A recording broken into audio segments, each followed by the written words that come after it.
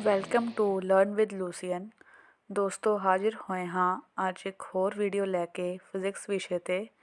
ਸਾਡੀ ਇੱਕ ਪਹਿਲੀ ਵੀਡੀਓ ਅਸੀਂ ਅਪਲੋਡ ਕੀਤੀ ਸੀ, ਜਿਸ ਨੂੰ ਅਸੀਂ ਅੱਗੇ ਕੰਟੀਨਿਊ ਕਰਨ ਲੱਗੇ ਹਾਂ ਅੱਜ। ਇਸ ਵੀਡੀਓ ਰਾਹੀਂ ਜਿਹੜੇ ਦੋਸਤਾਂ ਨੂੰ ਫਿਜ਼ਿਕਸ ਪੜ੍ਹਨ ਵਿੱਚ ਦਿੱਕਤ ਆਉਂਦੀ ਹੈ, ਜਿਨ੍ਹਾਂ ਨੇ ਫਿਜ਼ਿਕਸ ਪਹਿਲਾਂ ਨਹੀਂ ਪੜ੍ਹੀ ਹੋਈ ਅਤੇ ਜਿਨ੍ਹਾਂ ਕੋਲ ਲੂਸੈਂਟ ਦੀ ਬੁੱਕ ਅਵੇਲੇਬਲ ਨਹੀਂ ਹੈ, ਅਸੀਂ ਉਹਨਾਂ ਦੇ ਲਈ ਲੂਸੈਂਟ ਦੀ ਪੰਜਾਬੀ ਵਿੱਚ ਅਨੁਵਾਦ ਲੈ ਕੇ ਹਾਜ਼ਰ ਹੋਏ ਹਾਂ। ਸੋ ਆਓ ਬਿਨਾਂ ਕੀਮਤੀ ਸਮਾਂ ਖਰਾਬ ਕੀਤੇ ਸ਼ੁਰੂ ਕਰਦੇ ਹਾਂ ਅਸੀਂ ਆਪਣਾ ਅੱਜ ਦਾ ਲੈਕਚਰ। ਮੋਸ਼ਨ। ਦੋਸਤੋ, ਜਿਵੇਂ ਕਿ ਸਾਨੂੰ ਪਤਾ ਹੈ ਕਿ ਮੋਸ਼ਨ ਦਾ ਮਤਲਬ ਹੈ ਗਤੀ। ਜਦੋਂ ਕੋਈ ਵਸਤੂ ਆਪਣੀ ਜਗ੍ਹਾ ਤੋਂ ਹਿੱਲਦੀ ਹੈ, ਆਪਣੀ ਜਗ੍ਹਾ ਤੋਂ ਚੱਲਦੀ ਹੈ, ਤਾਂ ਉਸ ਨੂੰ ਕਹਿੰਦੇ ਨੇ ਕਿ ਵਸਤੂ ਹੈ ਜੋ ਮੋਸ਼ਨ ਦੇ ਵਿੱਚ ਹੈ। ਭਾਵ ਕਿਸੇ ਵਸਤੂ ਦਾ ਗਤੀ ਵਿੱਚ ਆਉਣਾ ਹੀ ਮੋਸ਼ਨ ਅਖਵਾਉਂਦਾ ਹੈ।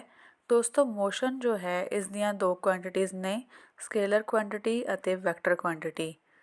ਭਾਵ ਕੋਈ ਵਸਤੂ ਦੋ ਤਰੀਕੇ ਨਾਲ ਮੂਵ ਕਰਦੀ ਹੈ, ਜਾਂ ਤਾਂ ਉਹ ਸਕੇਲਰ ਕੁਆਂਟੀਟੀਜ਼ ਦੇ ਅਨੁਸਾਰ ਮੂਵ ਕਰੇਗੀ ਜਾਂ ਫਿਰ ਵੈਕਟਰ ਕੁਆਂਟੀਟੀਜ਼ ਦੇ ਅਨੁਸਾਰ ਮੂਵ ਕਰੇਗੀ। ਹੁਣ ਇਹ ਸਕੇਲਰ ਕੁਆਂਟੀਟੀਜ਼ ਕੀ ਹੁੰਦੀਆਂ ਨੇ ਅਤੇ ਵੈਕਟਰ ਕੁਆਂਟੀਟੀਜ਼ ਕੀ ਹੁੰਦੀਆਂ ਨੇ, ਆਓ ਅਸੀਂ ਤੁਹਾਨੂੰ ਇਹਨਾਂ ਬਾਰੇ ਦੱਸਦੇ ਹਾਂ। ਸਕੇਲਰ ਕੁਆਂਟੀਟੀਜ਼ ਉਹ ਹੁੰਦੀਆਂ ਨੇ ਜਦੋਂ ਕੋਈ physical quantity which have magnitude only, ਮਤਲਬ ਕੋਈ ਵਸਤੂ ਕਿੰਨਾ ਡਿਸਟੈਂਸ ਕਵਰ ਕਰਦੀ ਹੈ ਉਸ ਨੂੰ ਕਹਿੰਦੇ ਨੇ ਸਕੇਲਰ ਕੁਆਂਟੀਟੀਜ਼।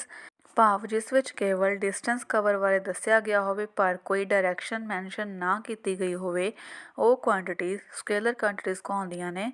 ਇਸ ਦੀ ਇਗਜ਼ਾਮਪਲ ਹੈ mass, speed, volume, work, time, power, energy et cetera.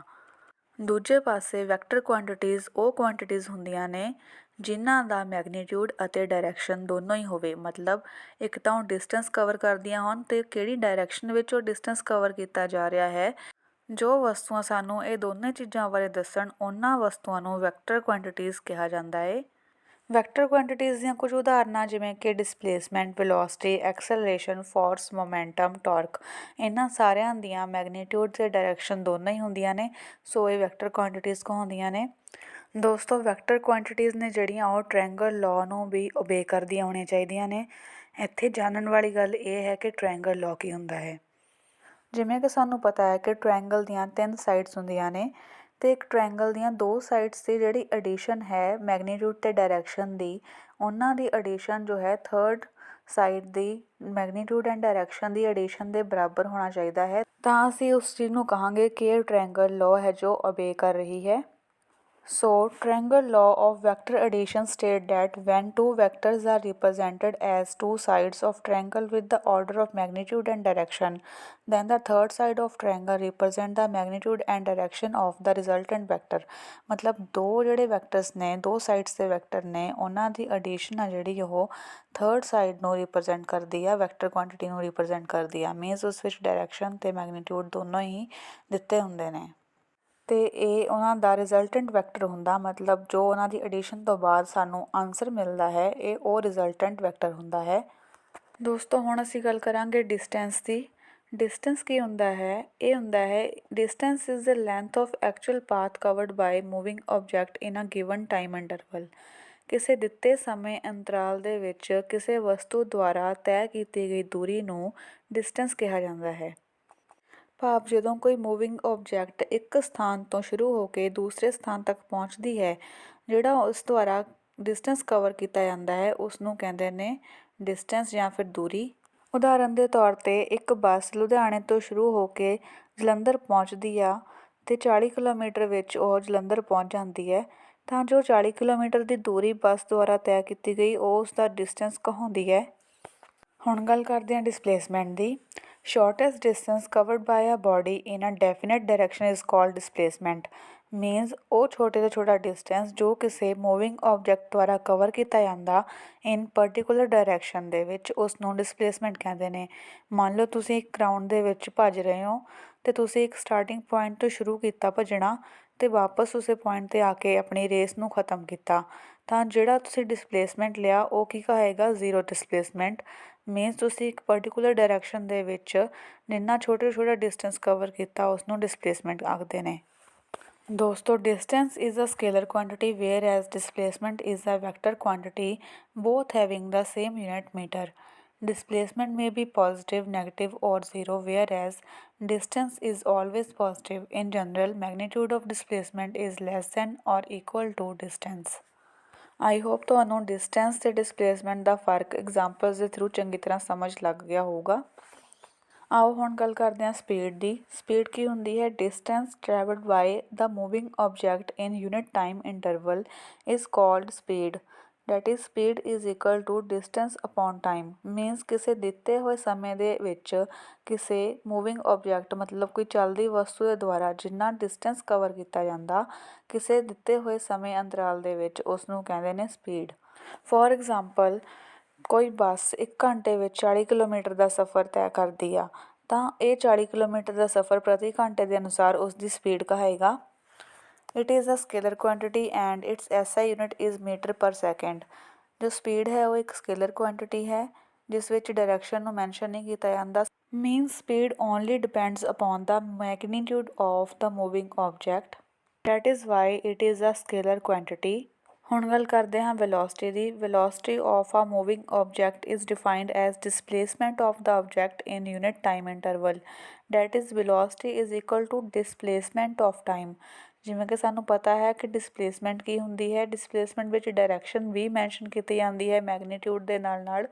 ਤਾਂ ਜਿਹੜੀ ਮੂਵਿੰਗ ਆਬਜੈਕਟ ਕਿਸੇ ਗਿਵਨ ਡਾਇਰੈਕਸ਼ਨ ਦੇ ਵਿੱਚ ਮੂਵ ਕਰਦੀ ਹੈ ਕਿਸੇ ਟਾਈਮ ਇੰਟਰਵਲ ਦੇ ਵਿੱਚ ਉਹ ਉਸਦੀ ਵੈਲੋਸਿਟੀ ਕਹਾਉਂਦੀ ਹੈ। ਤਾਂ ਵੈਲੋਸਿਟੀ ਕਿਹਦੇ ਬਰਾਬਰ ਹੋਈ? ਡਿਸਪਲੇਸਮੈਂਟ ਓਵਰ ਟਾਈਮ ਦੇ। It is a vector quantity and its SI unit is metre per second. ਆਓ ਹੁਣ ਗੱਲ ਕਰਦੇ ਹਾਂ ਐਕਸਲਰੇਸ਼ਨ ਦੀ। ਐਕਸਲਰੇਸ਼ਨ ਕੀ ਹੁੰਦੀ ਹੈ? Acceleration of an object is defined as the rate of change of velocity of the object. That is acceleration is equal to change in velocity upon time.